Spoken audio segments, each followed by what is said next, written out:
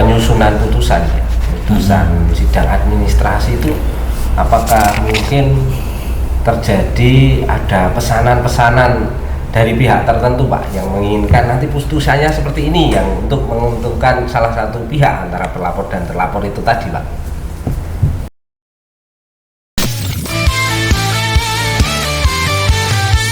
Ayo kita ikuti obrolan kali ini bersama-sama kami Inside Bawaslu Boyolali.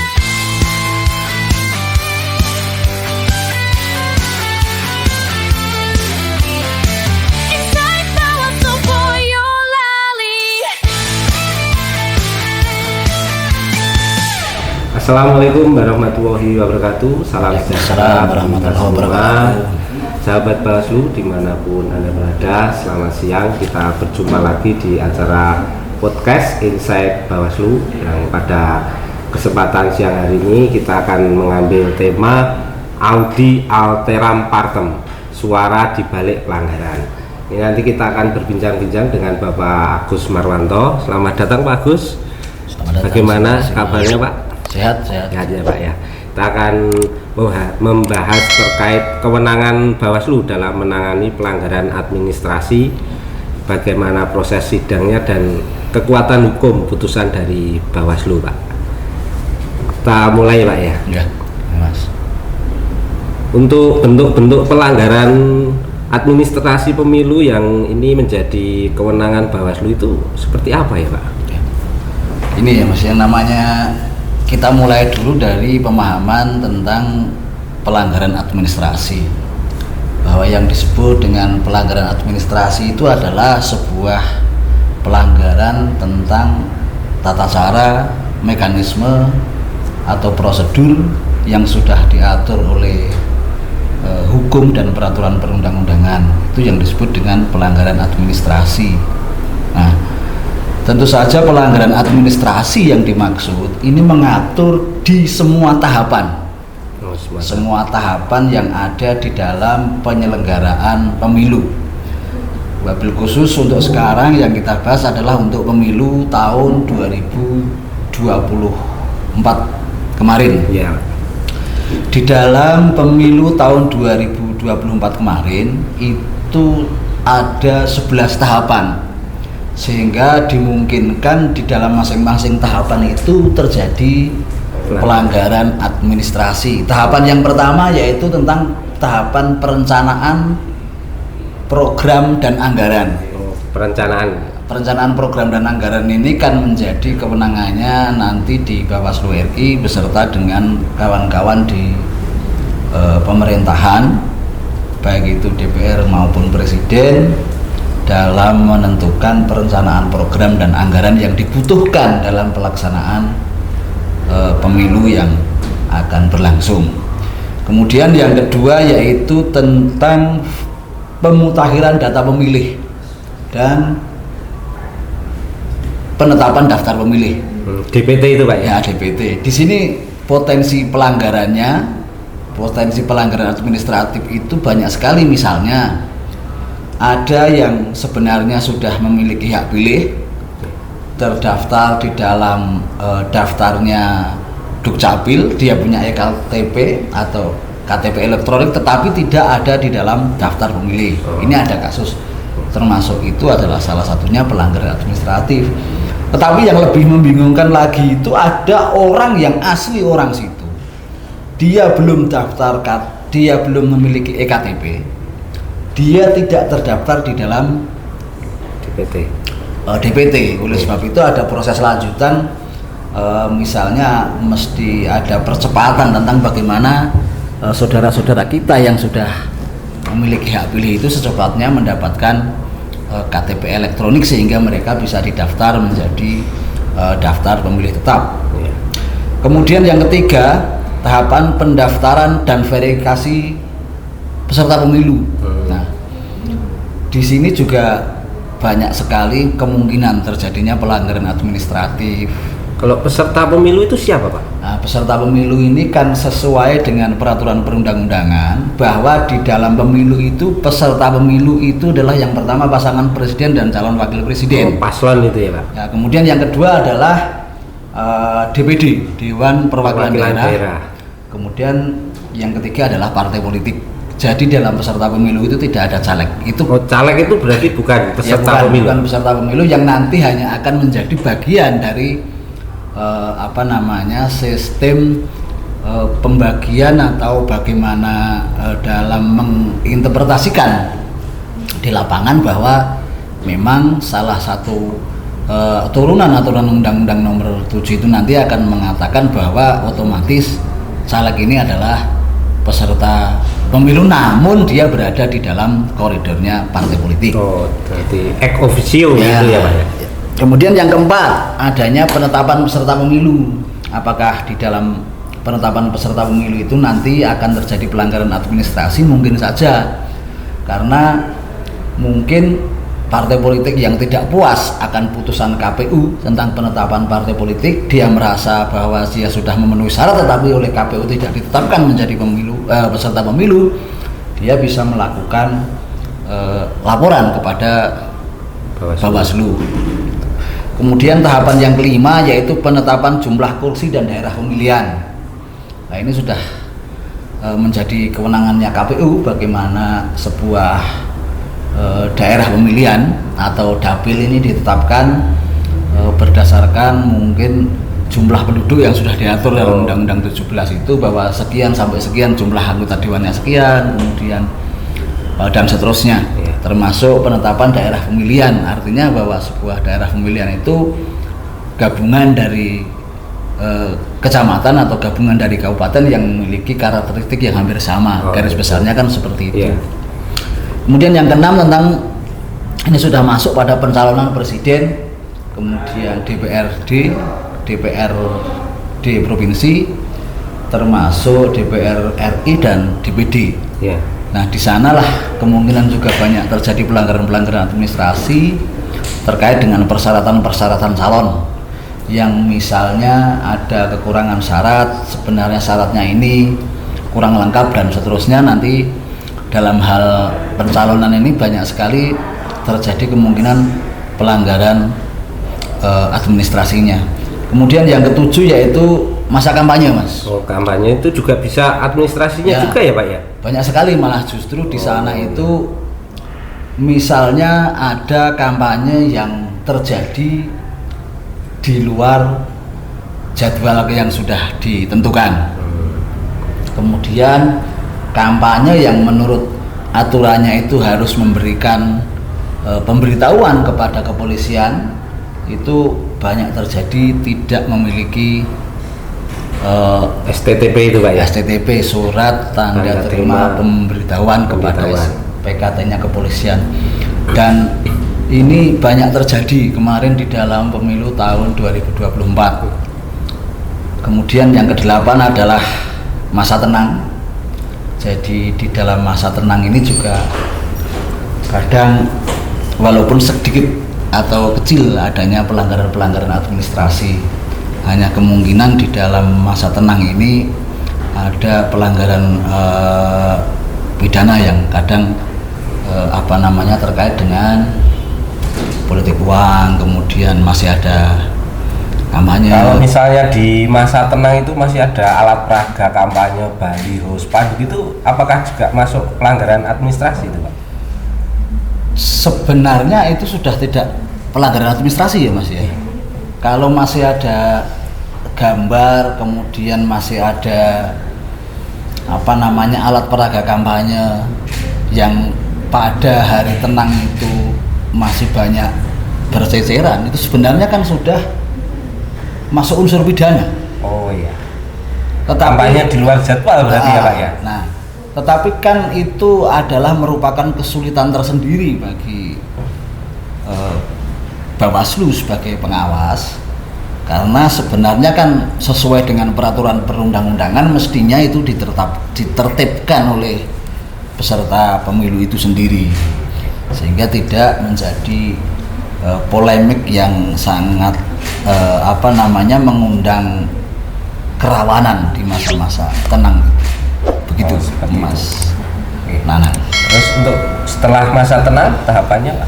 Tahapan yang selanjutnya yaitu masalah pemungutan dan penghitungan. Nah, kalau di sini mungkin banyak terjadi pelanggaran administrasinya adalah tentang penulisan.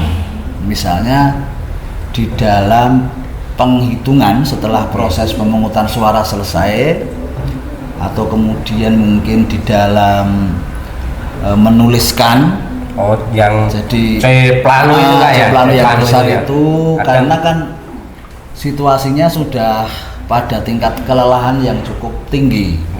Jadi pemilu itu harus memberikan suara sekian kartu suara dari presiden, kemudian DPR-nya saja ada 3, provinsi, kabupaten, dan DPR RI. Kemudian ada DPD. Nah ini kan sangat melelahkan bagi petugas KPPS, kadang di situ terjadi salah penulisan, dan menurut saya pelanggaran administrasi dalam hal salah penulisan dalam tanda kutip wajar lah, sepanjang itu tidak disengaja. Misalnya di Turus itu terhitung 5, kemudian di penulisan angkanya menjadi 8, itu bagi saya wajar. Yang penting di dalam kekeliruan itu masih bisa dibenarkan dalam penghitungan tahap berikutnya sesuai dengan C plano yang sudah ditetapkan dengan hitungan Turus yang lebih rinci itu. Kemudian tahapan yang ke-10 yaitu tentang penetapan hasil. Dalam penetapan hasil ini dibagi dalam beberapa tingkatan. Pertama yaitu di tingkatan kabupaten yang merupakan rekapitulasi akhir nanti untuk DPRD tingkat kabupaten. Kemudian di tingkat provinsi itu merupakan rekapitulasi akhir untuk tingkat provinsi, termasuk di dalamnya adalah DPRD provinsi. Kemudian di tingkat pusat tentu saja rekapitulasi akhir untuk presiden, DPD, dan DPR RI. Nah, di masing-masing tingkatan ini bisa saling berkaitan, karena di Boyolali pernah ada kasus tentang pelanggaran administrasi dalam hal penetapan hasil penghitungan suaranya yang diajukan oleh, apakah boleh menyebut nama calon? Tidak. Oh tidak. Jadi di Kabupaten Boyolali pernah ada pelanggaran administrasi yang diajukan oleh salah seorang calon anggota DPR atas pelanggaran adanya perubahan jumlah angka perolehan suara, yang kemudian di Kabupaten Boyolali ini dilakukanlah proses sebuah persidangan atas pelanggaran administrasi hasil dari penghitungan, yang kemudian apa yang ditetapkan oleh Bawaslu Boyolali dalam sidang pelanggaran administrasi itu kemudian ditindaklanjuti oleh KPU dalam rangka penetapan hasil perolehan suara calon anggota DPR RI di tingkat nasional dari salah satu partai politik, yang kemudian itu dibawa dalam namanya rekapitulasi di tingkat KPU RI, sehingga penetapan hasil akhir dari perolehan penghitungan suara di tingkat DPR RI itu memasukkan hasil revisi kita hasil sidang penanganan pelanggaran administrasi di Bawaslu Boyolali. Kemudian tahapan terakhir yaitu pengucapan sumpah janji, Mas. Karena pengucapan sumpah janji ini sudah ditentukan rentangan waktunya ya, mulai hari terakhir. Nah, kadang memang untuk menyesuaikan atas pengaduan-pengaduan yang disampaikan kepada Mahkamah Konstitusi itu kemudian ada waktu yang bergeser. Misalnya untuk hasil penetapan pilihan presiden itu kan masih digugat di Mahkamah Konstitusi, sehingga tidak bisa tepat waktu sesuai yang diatur oleh undang-undang. Namun demikian, karena itu adalah sebuah kondisi yang memang memaksa, sehingga itu bukan merupakan salah satu pelanggaran administrasi. Oh, seperti itu Pak. Selanjutnya Pak, itu prosesnya dari mulai laporan atau temuan itu sampai dengan putusan itu bisa diceritakan Pak, prosesnya seperti apa gitu. Oh. Agar ini sahabat-sahabat Bawaslu yang berada di rumah ini bisa paham seperti itu Pak. Jadi begini, sesuai dengan peraturan perundang-undangan yang sudah diatur di dalam Perbawaslu dan juga di dalam Undang-Undang Nomor 7 Tahun 2017 tentang bagaimana mekanisme penanganan pelanggaran administrasi gitu ya Mas Nanang ya. Jadi waktu yang sebenarnya diberikan kepada Bawaslu itu adalah 14 hari. Perlu diingat bahwa di dalam Undang-Undang Pemilu yang dimaksud dengan 14 hari ini adalah 14 hari kerja. Oh, berarti berbeda. Sabtu, Minggu, hari libur, Hari libur tidak termasuk dihitung ya Pak ya? Tidak termasuk dihitung, termasuk ketika ada keputusan pemerintah tentang cuti bersama dan hari besar nasional itu tidak dihitung. Nah, jadi berbeda dengan Undang-Undang Pemilihan. Kalau dalam Undang-Undang Pemilu, rezim Undang-Undang Pemilu itu menggunakan penghitungan hari kerja. Dan hari kerja itu kan dibatasi mulai dari jam 8 sampai dengan jam 16. Oh, iya. Kecuali hari Jumat sampai jam 16.30. Kemudian kalau di penanganan pelanggaran di pemilihan tidak ada jam kerja, tidak ada hari kerja. Jadi istilahnya memakai hari kalender. Tidak ada libur. Laporan jam 2 pagi diterima, jam 4 pagi diterima seperti juga. Itu, Pak, ya? Ya kalau di pemilihan. Tapi kalau di pemilu pakainya itu tadi. Selanjutnya Mas Nanang, saya akan mencoba menguraikan dengan singkat dan sederhana agar ini bisa dipahami oleh masyarakat umum tentang bagaimana mekanisme penanganan pelanggaran administrasi pemilu. Yang pertama yaitu penerimaan laporan atau temuan. Jadi sumber dari pelanggaran administrasi itu bisa berupa temuan, bisa berupa laporan. Dalam podcast yang dulu sudah kami sebutkan bagaimana temuan, bagaimana laporan. Temuan itu adalah sebuah peristiwa yang ditemukan oleh personal pengawas pemilu, mulai dari pengawas di TPS sampai dengan Bawaslu. Itu berupa temuan. Kemudian kalau laporan jelas adalah yang dilaporkan oleh masyarakat. Mas Nanang dan kawan-kawan pemirsa yang saya hormati, jadi laporan itu harus memenuhi syarat yang jelas. Jadi laporan itu tidak boleh kalau istilah sekarang tidak boleh abal-abal. Jadi harus orang yang melapor ini harus mempertanggungjawabkan apa yang dilaporkan. Jadi kalau istilah Jawanya jangan lempar batu sembunyi tangan. Oh, seperti itu Pak ya. Jawa Indonesia maksud saya. Iya. Jadi pertama adalah tentang identitas pelapor itu harus jelas. Ketika datang ke Bawaslu itu dalam melaporkan harus ada identitasnya. Apakah itu KTP atau identitas kependudukan yang lainnya. Bisa juga kan KTP sekarang itu pakai yang tersimpan di HP itu namanya apa itu? QR. Nah, jadi saya nggak tahu tapi ada KTP yang elektronik. Iya. Kemudian disertai bukti awal yang ada, apakah itu video, apakah itu foto, apakah itu keterangan dan lain sebagainya yang bisa dipertanggungjawabkan, dan yang paling penting disampaikan dalam jangka waktu maksimal 7 hari sejak diketahuinya terjadinya pelanggaran. 7 hari kerja tadi ya Pak ya? Ya, 7 hari kerja hitungannya. Ya. Dan ini yang kadang kita memang harus berpegang teguh kepada aturan.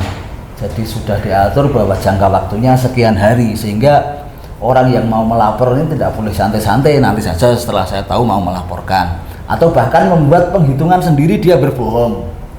Walaupun secara hukum sah, tetapi kan nek wong ngapusi itu ndak baik. Dosa gitu Pak. Ya dosa. Secara moralitas. Misalnya dia tahu sebenarnya tanggal 7 misalnya. Nah, berarti 7 hari kemudian tanggal 14 mestinya sudah harus dilaporkan. Tetapi wah saya besok mau menggedat keterangan bahwa saya ketahuinya tanggal 10 misalnya. Ini kan berbohong. Iya. Walaupun memang secara administrasi tidak bisa dipersalahkan. Kemudian selanjutnya setelah laporan itu memenuhi syarat formil dan material sebagaimana diatur. Jadi ini belum sampai pada materi ya, baru syarat formil dan materialnya saja. Ya, Pak. Itu harus diregistrasi namanya. Kemudian kalau misalnya masih ada kekurangan-kekurangan di dalam memenuhi syarat formil dan material, harus diberikan pemberitahuan kepada pelapor agar bisa dilengkapi dalam jangka waktu yang sudah ditentukan. Sehingga kalau misalnya pelapor tidak bisa melengkapi atas apa yang menjadi permintaan Bawaslu sesuai dengan peraturan perundang-undangan, maka laporan itu tidak bisa diterima. Tidak bisa ditindaklanjuti. Tidak bisa tidak lanjuti, apalagi diregister misalnya dalam jangka waktu yang sudah ditentukan untuk melengkapi persyaratan-persyaratan itu. Kemudian yang ketiga, Bawaslu ini membuat kajian awal. Nah, jadi ada pleno Bawaslu yang berjumlah 5 orang itu atas laporan itu kemudian mengadakan pleno membahas tentang laporan tersebut. Sebenarnya apa dari laporan itu yang dilanggar, sehingga nanti akan bisa menentukan apakah itu administrasi, apakah itu etik, apakah itu pelanggaran hukum lainnya ataupun pidana. Itu berdasarkan pleno yang dilakukan oleh Bawaslu dalam membuat kajian awal setelah laporan diregister. Kemudian jika itu nanti dikategorikan sebagai sebuah pelanggaran administrasi, kepada tahapan berikutnya yang keempat yaitu pemeriksaan, atau lebih sebenarnya dikatakan penyelidikan tidak bisa juga ya, karena kita bukan lembaga seperti kepolisian, tetapi kita hanya memiliki istilah pemeriksaan itu tadi ya Mas Nanang. Itu apakah semacam sidang gitu Pak atau gimana Pak? Yang mana? Kalau pelanggaran administrasi itu? Oh nantinya. Jadi kan setelah ditetapkan dalam pleno apakah itu administrasi atau dan lain sebagainya. Kalau misalnya itu ditetapkan di administrasi, kemudian dilakukanlah apa yang disebut dengan pemeriksaan. Dilakukan terhadap pelapor, kemudian terlapor, kemudian saksi jika ada. Kemudian juga ahli juga bisa dihadirkan itu Pak? Iya ya. Jadi gini Mas, setelah adanya putusan, kalau itu nanti ada putusan, jadi dilakukan pemeriksaan lebih dulu. Jadi saya belum sampai ke sana. Ini pada pemeriksaan itu bisa terlapor, kemudian bisa pelapor, kemudian bisa saksi, termasuk di dalamnya kita mengkaji alat bukti yang disampaikan. Dan pemeriksaan ini dapat dilakukan secara terbuka maupun tertutup, tergantung sifat daripada penanganan pelanggaran yang dimaksud. Kalau dirasa itu akan menimbulkan gejolak masyarakat, maka sebaiknya dilakukan dengan sidang tertutup. Dan kalau itu sekiranya tidak menimbulkan, artinya bahwa ada tidak begitu rawan, ya kita lakukanlah sidang terbuka yang dilakukan dalam waktu maksimal 14 hari kerja sejak laporan diterima. Kemudian yang selanjutnya tahapan kelima yaitu putusan dan rekomendasi. Nah ini Mas, setelah diadakan pemeriksaan tentu saja Bawaslu ini akan melakukan apa yang disebut dengan pleno kembali, membahas dari hasil dari hasil pemeriksaan dari pelapor, terlapor, kemudian saksi, kemudian mengkaji alat bukti itu,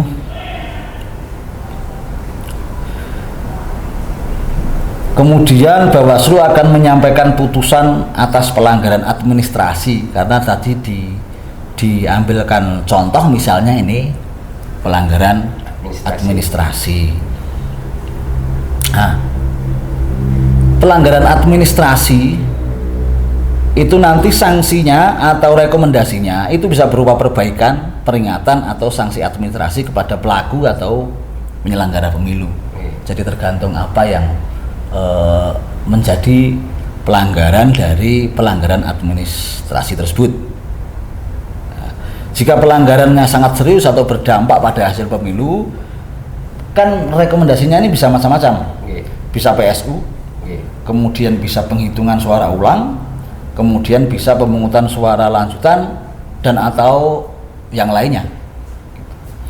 Kemudian yang terakhir adalah tentang tindak lanjut. Rekomendasi atau putusan Bawaslu wajib ditindaklanjuti oleh instansi terkait, termasuk KPU.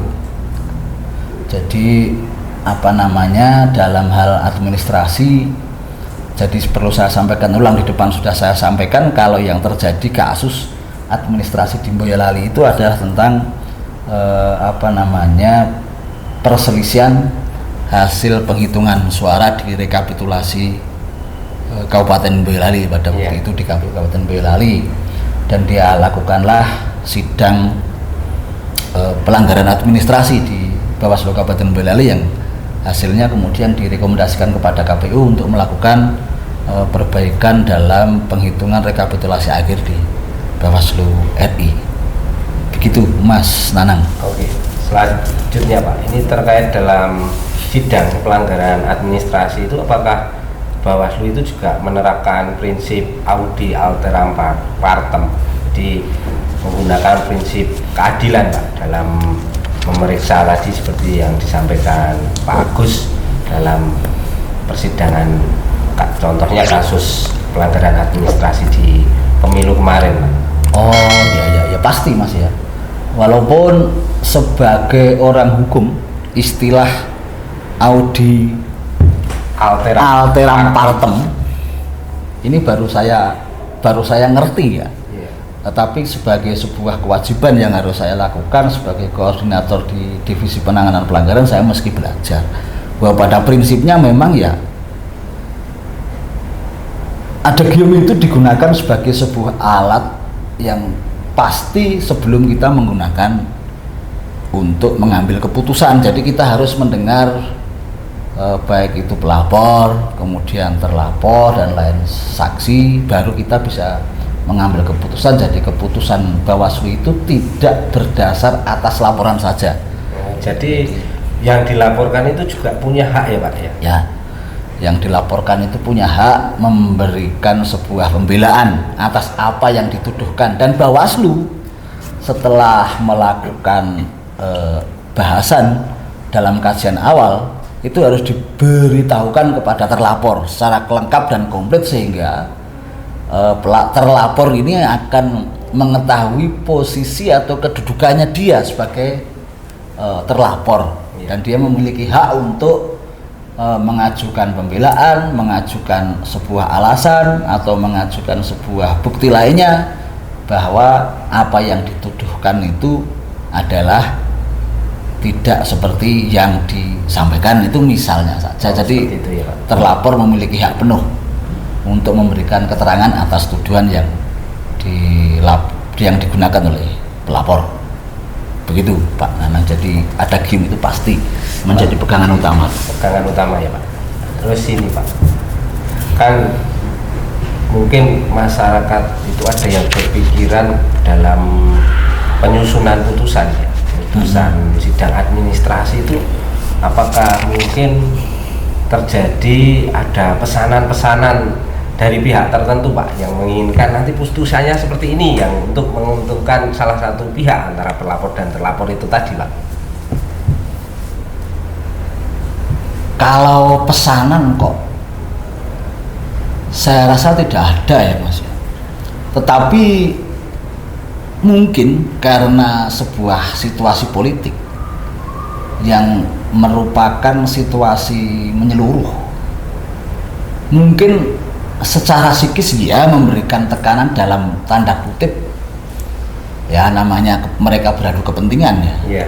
pasti akan membuat apakah itu berita-berita di media massa atau di media online lainnya yang mungkin dalam tanda kutip itu bersifat menekan kepada Bawaslu. Namun demikian bahwa Bawaslu itu dalam membuat keputusan berada posisi yang netral, tidak ada mempertimbangkan tentang tekanan, kemudian apalagi pesanan. Nah, karena selama ini yang dipahami oleh teman-teman peserta pemilu kemudian masyarakat bahwa Bawaslu ini merupakan lembaga yang rada sangar ketika terjadi pemilu. Jadi untuk mendekati dalam tanda kutip berpesan itu sangat tidak tidak mungkin.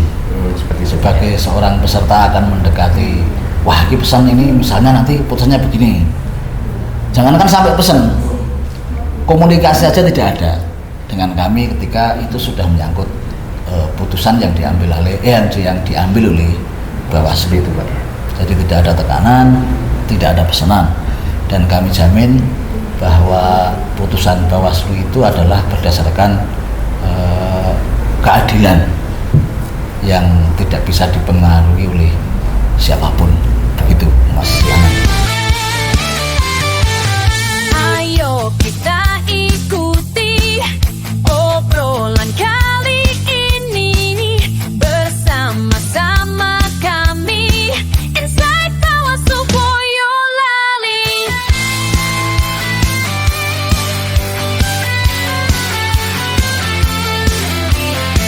Inside Bawaslu Boyolali. Sahabat Bawaslu, kita kembali ke perbincangan dengan Bapak Agus Marwanto kembali. Tapi sebelum kita berbincang-bincang kembali, jangan lupa sahabat Bawaslu untuk subscribe, like, dan komen channel YouTube Bawaslu Kabupaten Boyolali agar nanti untuk kemajuan channel ini dan untuk keberlangsungan konten-konten kita ke depan. Baik Pak Agus, ini selanjutnya kita akan membahas ini Pak. Kan tadi sudah dijelaskan bahwa ada putusan Bawaslu ya Pak ya. Nah, putusan Bawaslu ini kekuatan hukumnya seperti apa Pak? Apakah ini harus dilaksanakan oleh KPU atau seperti apa itu?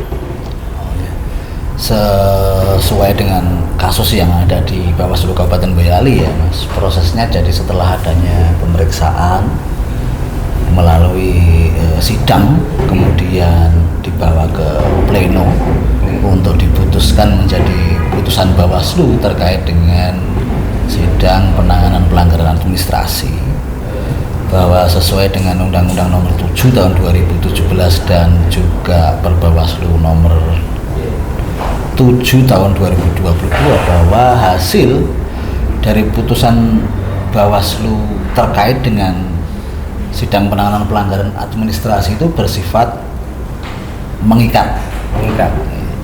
Jadi itu harus dilaksanakan oleh terlapor yaitu KPU Kabupaten Boyolali.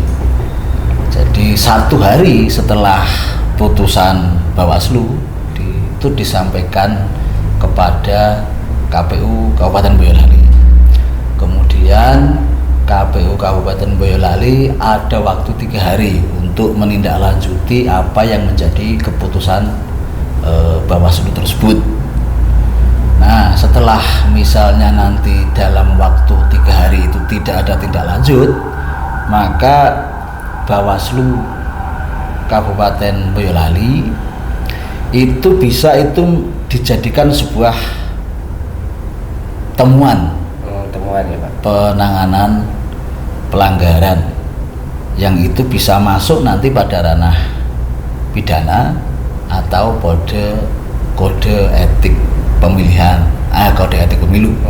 Jadi prinsipnya bahwa hasil putusan Bawaslu terkait dengan sidang administrasi itu harus ditindaklanjuti karena mempunyai kekuatan hukum mengikat. Kebetulan pada waktu itu di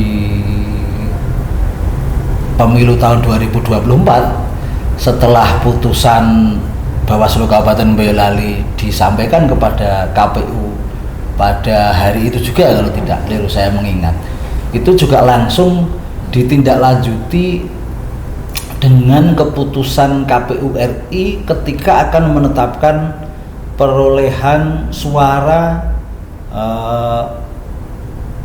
DPR, rekapitulasi DPR di tingkat KPU RI di hari terakhir kalau tidak salah, sehingga putusan Bawaslu itu sudah ditindaklanjuti langsung oleh KPU Kabupaten Boyolali kepada KPU RI melalui KPU Provinsi, sehingga tidak terjadi melebihi batas waktu 3 hari. Karena setelah 3 hari mereka tidak menindaklanjuti akan ada tindak lanjut kemudian, yaitu bisa masuk pada ranah pidana maupun ranah kode etik pelanggaran pemilu, sehingga mutlak hukumnya mempunyai kekuatan hukum mengikat terhadap keputusan Bawaslu Kabupaten Boyolali. Seperti itu Pak ya. Gitu Mas Nanang. Harus yang bersifat mengikat ya. Tidak ada boleh KPU menawar ya Pak ya. Tidak boleh. Selanjutnya Pak, ini mungkin jadi yang terakhir itu tantangan utama ini untuk menjaga objektivitas dan integritas Bawaslu selama menangani pelanggaran administrasi dari mulai penerimaan laporan sampai pembacaan putusan itu, tantangannya apa Pak?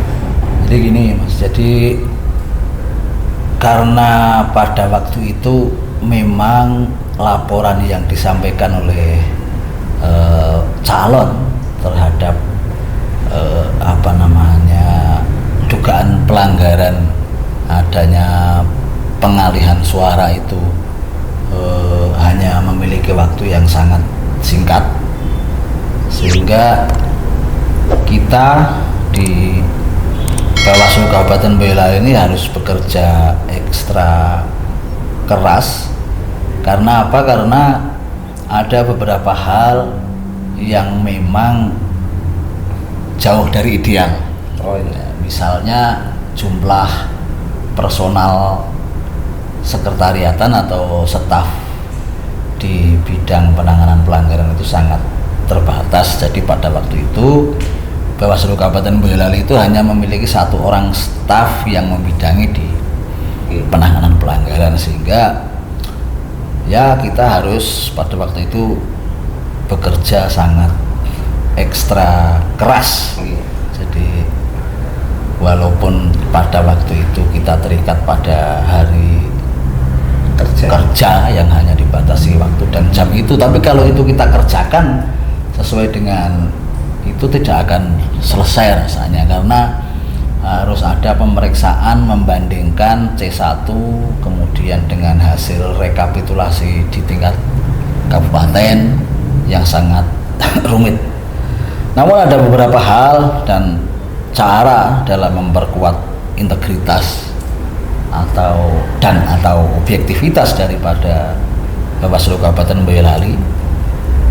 Yang pertama yaitu adanya transparansi atau keterbukaan serta publikasi atas hasil putusan dari sidang administrasi yang kemarin itu sidangnya berarti terbuka Pak ya? Terbuka. Karena masyarakat bisa melihat langsung ke Bawaslu dan juga disiarkan juga ya Pak kemarin di channel YouTube-nya Bawaslu ya. Channel YouTube-nya Bawaslu. Jadi karena pada waktu itu kita mengambil kesimpulan bahwa itu bukan merupakan sidang tertutup, maka siapapun boleh hadir dan menyaksikan adanya sidang administrasi yang di Kabupaten Boyolali. Kemudian saya lanjutkan kepada tentang upaya ya Mas, tadi seperti yang benar sampaikan tentang objektivitas dan integritas.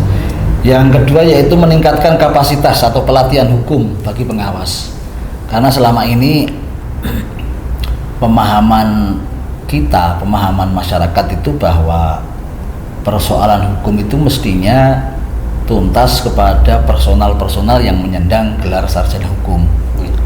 Artinya bahwa mereka yang memiliki gelar sarjana hukum itu terlebih dahulu mengerti dengan tata cara hukum yang ada di Indonesia. Sedangkan ada sebagian personal dari kita itu tidak berlatar belakang itu, sehingga salah satu caranya adalah memberikan pengetahuan tentang hukum kepada personal-personal yang memang sejak awal tidak berada pada jalur atau pendidikan formalnya hukum, sehingga mereka perlu diberikan kegiatan peningkatan kapasitas untuk bisa memahami atau minimal bisa bersama-sama dengan personal yang lain yang sudah berlatar belakang di pendidikan hukum. Kemudian selanjutnya yaitu memperkuat peran pemantau pemilu dan masyarakat sipil. Selama ini memang kita itu sangat terbatas atau mungkin kekurangmampuan Bawaslu dalam memberikan memberikan semangat kepada masyarakat sipil pada umumnya agar kelompok masyarakat yang ada di Boyolali ini ikut bisa berperan aktif dalam melakukan pengawasan mandiri terhadap pelaksanaannya pemilu. Dari hal-hal seperti itu mestinya kita banyak memberikan pengertian atau penyuluhan atau apapun namanya, sehingga masyarakat atau kelompok masyarakat itu paham betul tentang pemilu, sehingga dalam rangka mereka ikut menjadi pengawas pemilihan ini akan efektif. Karena selama ini kan kita melakukan sosialisasi, kita melakukan pendidikan politik terhadap pemilih itu hanya di saat pelaksanaan pemilihan, di saat pelaksanaan pemilu. Jadi ketika sudah ada tahapan menjelang itu ya Pak ya? Ya, jadi fokus masyarakat itu sudah beda. Jadi fokus masyarakat itu sudah tidak peduli dengan pengawasan lah, karena fokusnya sudah pada pemilihan. Kemudian yang selanjutnya, yang keempat, yaitu mendorong akuntabilitas internal. Jadi tentang akuntabilitas daripada personal itu sendiri juga perlu ditingkatkan dengan berbagai macam cara, apakah itu acara-acara ritual keagamaan ataukah dengan memberikan mereka tambahan-tambahan pengetahuan bagaimana penyelidikan, bagaimana penyidikan, bagaimana menganalisa pasal dan lain sebagainya. Jadi termasuk mental spiritual juga ya? Itu diperlukan karena ini kan terkait dengan rasa keadilan, dan rasa keadilan itu memang harus bersandarkan kepada ketuhanan yang Maha Esa, yang menurut saya itu lebih menjamin akuntabilitas daripada personal secara internal. Kemudian yang terakhir yang kami sudah bisa lakukan yaitu adalah perlindungan bagi personal pengawas yang lebih independen. Itulah yang perlu juga ditingkatkan, karena di pemilu kemarin ada memang di sebagian kabupaten itu personal kita ada yang dalam tanda kutip diancam keselamatannya, sehingga perlu pengawalan khusus dari pihak keamanan. Nah, mungkin itu Mas Nana yang bisa saya sampaikan. Oke Pak. Terima kasih Pak Agus, tadi sudah banyak memberikan pengetahuan kepada sahabat Bawaslu yang saat ini sedang menyaksikan YouTube kami. Dan mungkin ini Pak, ada pesan dan kesan kepada sahabat Bawaslu yang saat ini sedang menyaksikan acara ini, mungkin ada pesan-pesan tertentu Pak, monggo. Ya, jadi pesan saya sebagai insan pengawas, jadi saya mohon keterlibatan masyarakat di seluruh Kabupaten Boyolali untuk menjaga tegaknya demokrasi di Kabupaten Boyolali dalam rangka menuju Boyolali yang lebih bermartabat, sejahtera untuk seluruh lapisan masyarakat di Kabupaten Boyolali. Oke. Terima kasih sekali Pak Gus sudah bersedia untuk menjadi bintang tamu narasumber pada kegiatan podcast siang hari ini, dan Semoga nanti ke depan bisa kita podcast lagi Pak dengan tema-tema yang lebih menarik lagi. Ya, insyaallah. Oke, semoga Pak Agus selalu diberi kesehatan, Amin, amin. kelancaran dalam bekerja seperti Pak. Baik pemirsa, sahabat Bawaslu, dan saat ini masih setia menyaksikan podcast siang hari ini. Mungkin demikian dari kami, ada kurang dan lebihnya saya mohon maaf yang sebesar-besarnya, dan sekali lagi jangan lupa subscribe, like, dan komen YouTube Bawaslu Kabupaten Boyolali. Demikian dari kami, sekian. Wassalamualaikum warahmatullahi wabarakatuh. Salam awas.